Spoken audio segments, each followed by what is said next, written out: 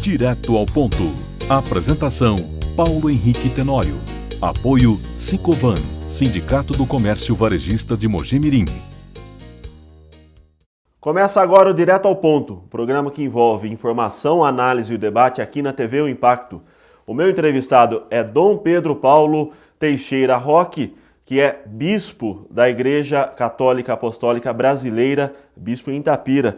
Prazer imenso tê-lo aqui conosco. Prazer é meu também, Paulo. Muita paz. Tá certo. Gostaria que o senhor pudesse explicar primeiro, o que é a Igreja Católica Apostólica Brasileira, porque muita gente se confunde e não sabe exatamente o que é a igreja. Tá. A Igreja Católica Apostólica Brasileira, ela é uma igreja católica, de fato e de direito, católica e apostólica, não romana.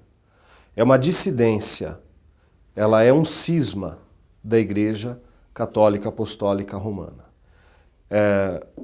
A ideia de uma igreja nacional, vamos dizer assim, a ideia de uma igreja nacional, ela já existia no Brasil, no Império, na época do Império.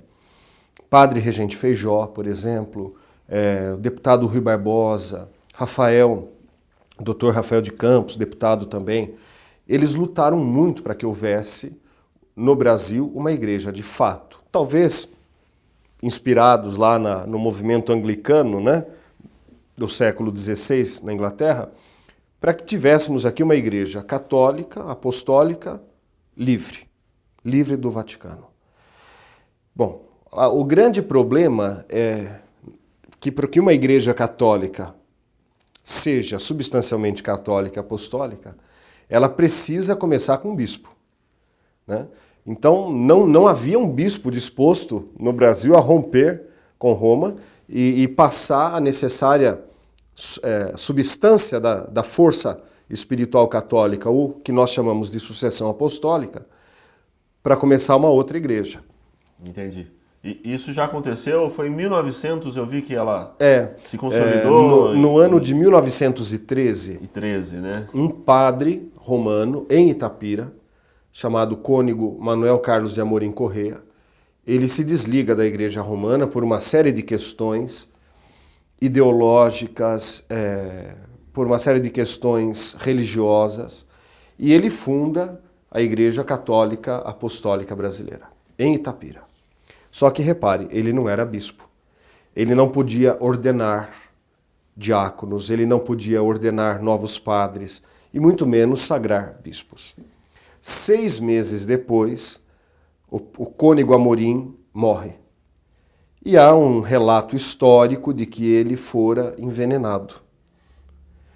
Após a sua morte, como ele não havia ordenado, ele não era bispo, padres e diáconos, mas a ele, ao movimento dele, se juntaram ex-padres romanos que haviam deixado o ministério para se casar.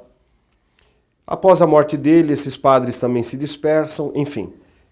Na década de 30, a igreja do Padre Amorim, em Itapira, do cônego Amorim, já não existia mais. E depois entra a Revolução no estado de São Paulo, a Revolução de 32, Segunda Grande Guerra Mundial.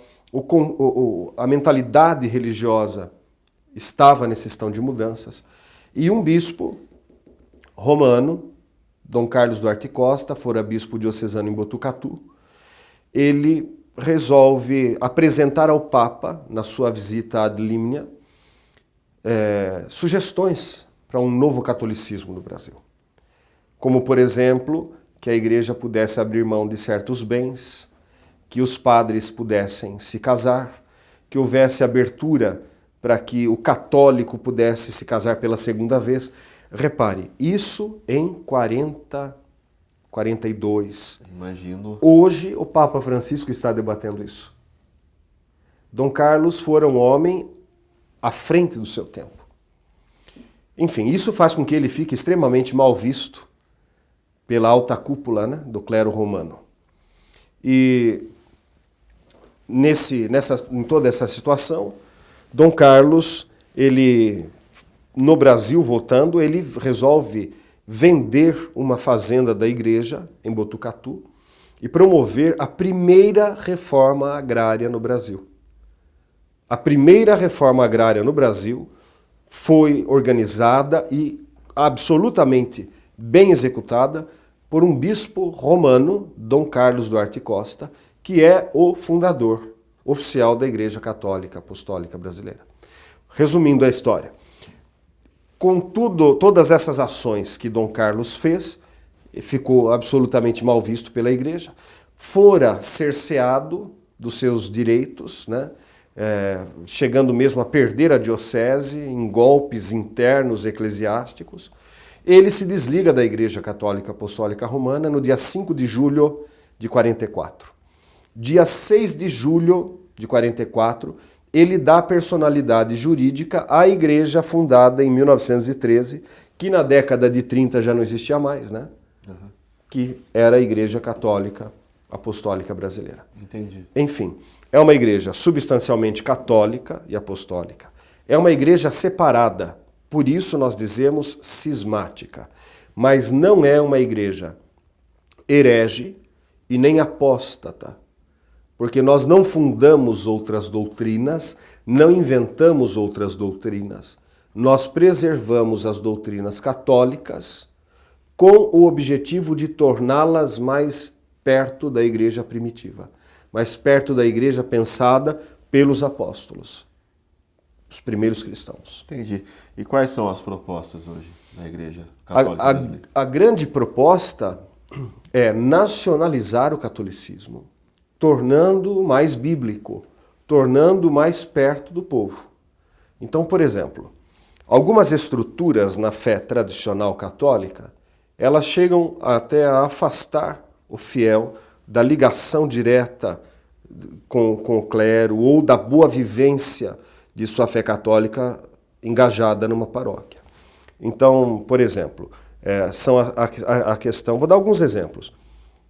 A questão dos divorciados, que precisariam entrar num tribunal eclesiástico, cujo processo ir para Roma. Não existe isso. O que a Bíblia diz? Oficialmente, o que a palavra de Deus diz? Vamos seguir o que a palavra de Deus diz. Outro exemplo. Padre pode casar ou não pode casar? O que a palavra de Deus diz? Porque antes de sermos católicos, somos cristãos.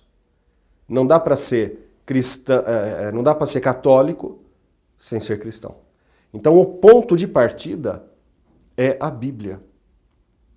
Então o grande objetivo é nacionalizar o catolicismo de um ponto de vista bíblico, histórico, seu contexto histórico é fundamental conservar isso, mas também promover uma vivência de espiritualidade bíblica, remontando as ideias espirituais da fé católica dos primeiros tempos do cristianismo.